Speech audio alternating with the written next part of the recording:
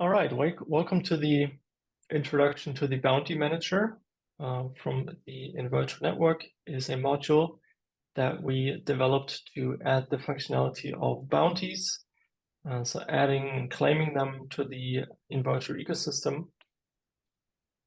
Before we dive into the code of the Bounty module itself, we thought it makes sense to kind of explain some fundamental things that you will need to understand in order to really understand the code of that and the functionality of that module.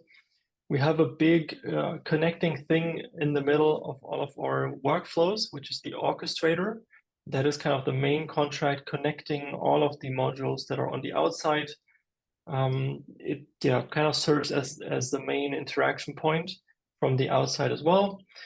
So whenever you look for a certain module or a certain functionality, you can always go from the orchestrator that connects it all. So whenever we use that word here, you know what we mean. Each workflow, you would deploy an orchestrator or it's deployed for you. You just call a function. That's very easy. And the functionality that we have on the outside of that is called a module. And that adds certain functionality to that instance of the orchestrator. That functionality can be anything. Like in this case, we added the functionality of bounties, adding that to them, but we have multiple other modules as well. We have certain base modules that we always need to have, and then modules on top of that implement more. So of these base modules, we have a so-called funding manager. That is a module that handles the flow of funds from and to the, or mainly to the orchestrator / the funding manager. So people depositing funds in this case to be used for bounties. And then these people can also withdraw any unused funds or their share of any unused funds in this case. So that is what we call a funding manager. We also have an implementation for that, of course, that is being used. The second module that always needs to be there is a payment processor. So the payment processor or a payment processor handles the flow of funds that have been deposited via the funding manager or that are acquired by any other means to someone. That could be because a milestone has been done and people are being paid, or in this case, someone claimed a bounty that they did, and then they're being paid via a payment processor.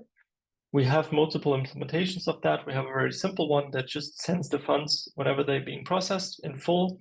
We also have a streaming one that sends the funds over time. If you want to lock funds up over time or unlock them over time rather. For bounties, I think mainly or mostly people use like a simple transfer function, but you could use anything that we have here or also change it later down the road. And the third module that always needs to be there, so first one, funding manager, second one is payment processor, and the third one now is the authorizer that handles the, as it says, the authorization on the contracts and the main workflow that you have. We have a pretty new one that is a role-based authorizer where you can define certain roles on each module that you can give to people. We also have ones for the bounty manager that we will later talk about as well, where you can have certain admin rights over the bounties or the claims or whatever. And that is something that we implement. The logic behind that we implement in an authorizer contract. Here we also have multiple ones. You can, for example, think about authorizers where people vote about things or where you have roles, like in this case. So multiple things are possible. These three modules always need to be there. We rely on. And then on top of that, anything that is implemented is what we call a logic module. That could be modules that implement, like in this case, bounties and claims to the whole system, but it can also be milestone-based systems. It can be multiple things that we have or that we are coming up in the future as well. And you can add these or remove these as you wish, basically later on as well. Once you have a running orchestrator, you can add or remove certain functionality depending on what you require on a per use case basis as you wish.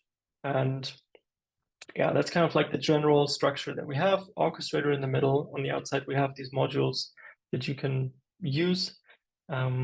with the setup of 3 modules that we require plus the logic modules.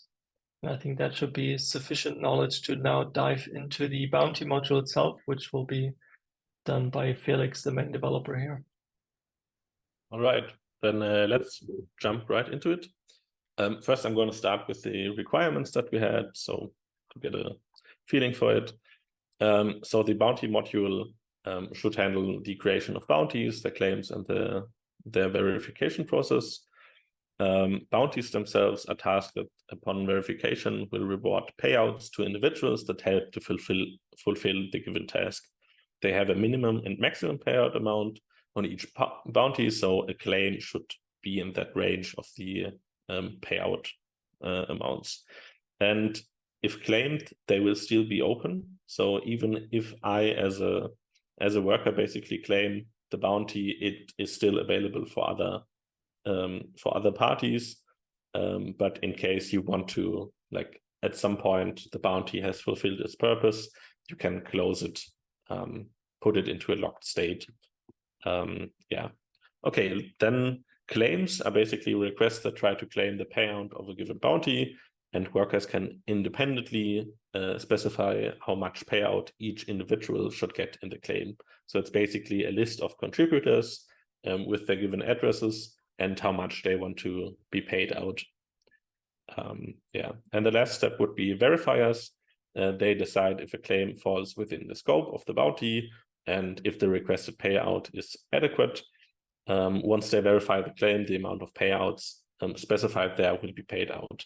This basically follows the basic orchestrator structure that Marvin talked about before, where people have to fund the project, the bounties, in the funding manager, and then in this case, the logic module would dictate how these funds are distributed. When a claim would be verified, the funds get put from the funding manager into the payment processor that basically sends out the funds to the contributors in that way. Yeah, verifiers themselves can be third-party addresses, so neither workers or owners, but I will get into that later. Yeah, maybe as a general thing, the process itself can be token gated, or the roles at least can be token gated to submit bounties. NFT support is currently not supported, but this is a feature we maybe will implement in the future. Comes down to how much people want this. But yeah, I think with that we can jump into the iBounty Manager interface. For that don't know what an interface is, it's basically an abstraction from the real code, so it doesn't get too heavy in there, but you can see what you have to put into the function calls and what you get out of it. Also, it describes some of the surrounding properties of the bounty manager, and I think that should be enough for our explanation here. Okay, then let's start with the structs. First, we go into the bounty. As described before, we have a minimum maximum payout amount. Yeah, I mean, they're pretty self-explanatory. Then we have a bytes details field. This can be used to fill any information that you want to give on the bounty. It's decoded in bytes, which is just the format you can have. Online, you can just put text to bytes decoder, where you just put in text and then puts out a byte structure, and the other way around is also possible. So anyone that's interested can just revert it back. And the last point would be the locked field. I talked about this before, that at some point, if the bounty should fulfill its purpose, you can lock it, and then it won't be claims won't be able to claim their bounty anymore. All right, with that, I would jump into the claim struct. Also pretty self-explanatory. It's linked to a single bounty. It has a contributor field.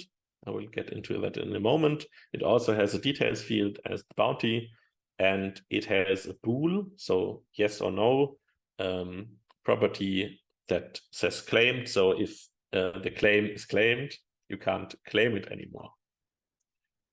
Yeah. Jumping to contributors, this is pretty simple. It just contains an address and how much this claim, how much this address would be, how much tokens this address would be pay out. All right. I think with that we can jump into the roles there above. Yeah, right. We have currently 3 different ones. The first one would be the bounty admin. This role can basically create and modify bounties. Then we have the claim admin. This role can create claims. Currently, this is not open to everyone explicitly, but as this is a alpha or beta version, if you so want, this can be changed in the future. The last one would be the verify admin. That this basically handles if to verify claims so that they get paid out.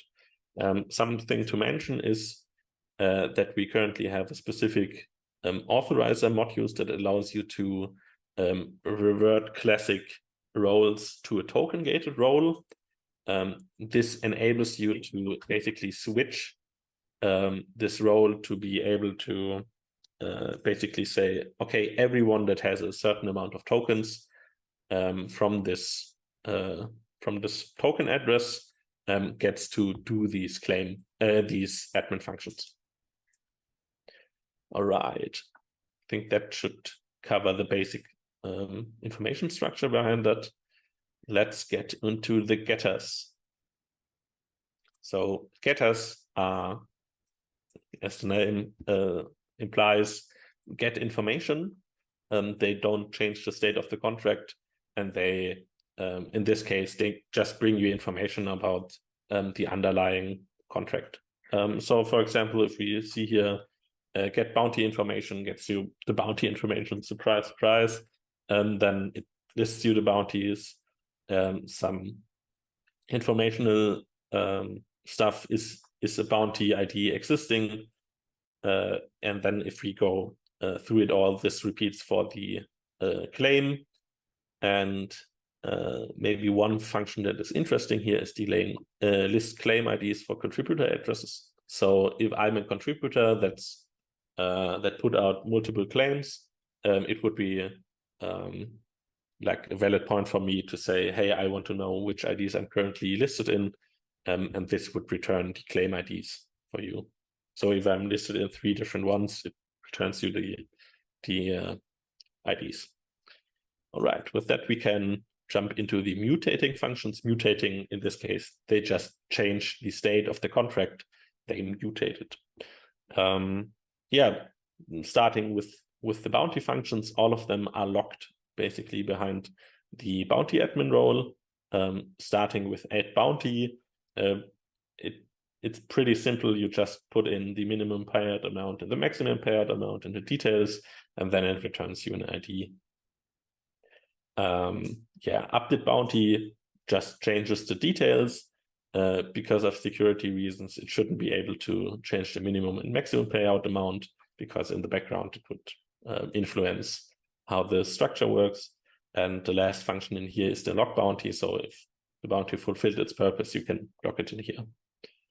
All right, with that, I would go to the claim functions, starting with add claim. So first you put in the respective bounty ID that you want to claim, then a list of contributors, and the details again. It will return you an ID. And all of the claim functions are restricted by the claim admin. Again, you could maybe just toggle it as a token gated version, and then everyone that has a token can access these. Maybe as a point of caution, because this contributor array also contains the payout amounts. This has to be in the sum of them has to be in the range of the specified minimum and maximum payout amounts of the bounty. All right. Then going to the update functions of the claim. One is for updating contributors and the other one is for updating details. And the last function in here is the verify function. This is restricted by the verify admin. So you basically put in the claim ID and the contributors that want to claim this claim. And then upon fulfillment, it basically sends out the tokens as described before. As a point of notion here, why you have to put in the contributors in here is because this potentially could be front run. Inputting the contributors prevents that. And I think that should be it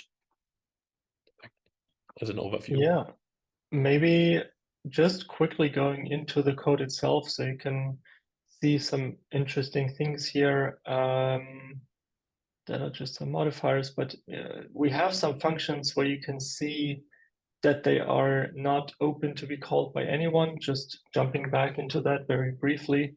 For example, you have the function to add a bounty, which you can then see here, only module role bounty admin. So you can see for every function, if you want to go into the bounty manager.sol file, that it has certain restrictions that can then later also be changed if you want in a certain implementation or whatever. But you have these in here, you have these for all of the ones, like only the bounty admin can also update the bounties. And for the claims, it's the claim admin. That is something that could potentially then be removed if later on you want to open it up to everyone. But yeah, you can, in the interface, you get a very good feel of which functions exist. And here in the code, you can see in the very details if you want to. But yeah, I think that was already a very nice introduction of what all of this does and yeah, how it works.